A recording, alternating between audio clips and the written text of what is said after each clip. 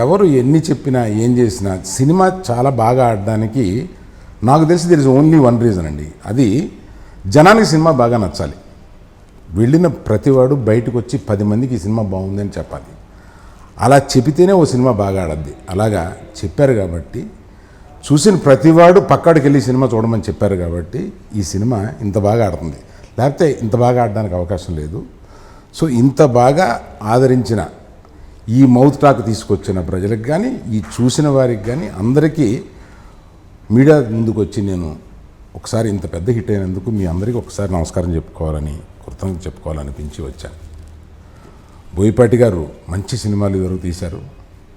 బన్నీ ప్రతి సినిమాలోనూ బాగా చేశాడు. కానీ వీళ్ళిద్దరు కాంబినేషన్లో ముందెన్నడూ బన్నీకి రానంత పేరు రావడం, ఒక బన్నీకి సూపర్ డూపర్ హిట్ రావడం, ఒక పెద్ద బ్లాక్ బస్టర్ అతని కెరీర్లో నిలవడానికి కారణమైన మీ అందరికీ మళ్ళీ కృతజ్ఞత చెప్పుకుందామని వచ్చాను.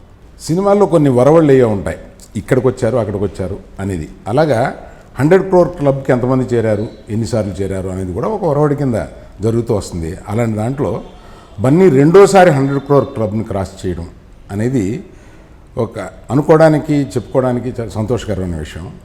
అది బన్నీ 2 సార్లు రావడం అనేది తండ్రిగా ఓ నిర్మాతగా చాలా సంతోషించదగిన విషయం కాబట్టి మీతో పంచుకోవాలనుకున్నాను.